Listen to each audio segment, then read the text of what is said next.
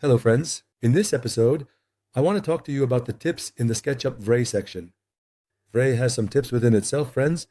One of them is this. When you click on Frame Buffer and go to the Layer Stat section, at the top from the General section, friends, look at the render time here. 2 minutes and 31 seconds. You can see the render time from here. Render time is important for V-Ray, friends, because renders take a bit longer compared to other software like Twinmotion, D5, and Enscape. People are curious about the render times, friends. In the other section, when you go to the V-Ray menu from the extension part, friends, the About section under Help shows the version of V-Ray we are using, 6.20.01. Since V-Ray versions are constantly dealing with bugs, new updates are released frequently. You might be curious about your own update. When you look here, you can see your own version, friends.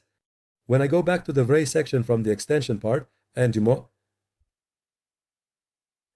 click on the Pack Project section here, friends, it actually packages the file in a zip format.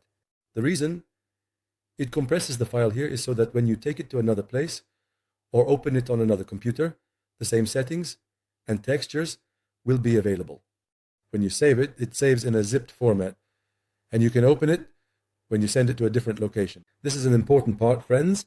You can use it if you want to transfer the file. In this way, you definitely need to do it from here. With the settings, friends, because if you use Save As from the File menu and save the file differently, the settings and textures will not be included. Avoid any issues. When transferring, make sure to go to the V-Ray Pack Project section in the extension part, friends. In the other part, from the Preferences section of V-Ray, if you are using Enscape, check the Enscape compatibility option here to ensure the settings are compatible with Enscape, friends. And then, if you have made settings in Enscape and want those settings to be active in V-Ray, check the Enscape settings option here so that the settings you made in Enscape become active here. This is also an important part, friends.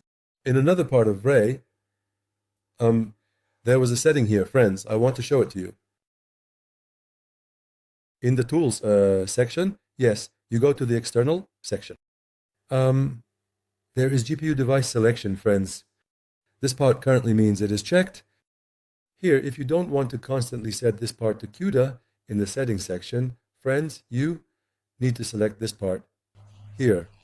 So I came here. In the Object section, in the Tools section, I selected the GPU device from the External section.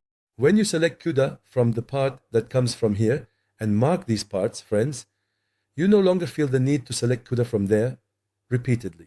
When you close this, every time you come here, CUDA is automatically marked here, friends. This is an important part. Instead of constantly pressing CUDA, it's logical to mark it once and press Render, friends. That's why these are important parts. I'm looking to see if there's anything else. What else could there be, friends? I'm checking for anything else. We showed this. The Batch Render section automatically renders all the scenes. Before that, you need to click Save As and save it somewhere. I also showed that in the Settings section, friends. Other than that, we don't have any other issues, friends. All of them, or the lights and objects we use, are the parts explained in the menu here, friends. The V-Ray Tips series is like this, friends. In our next episode, we will be heading towards the end. I can show batch render, but for now, we need to take sequential renders for batch render. Let's set the settings to low, 8, and see the batch render section, 8, friends. At least you all got to see how it takes a sequential render.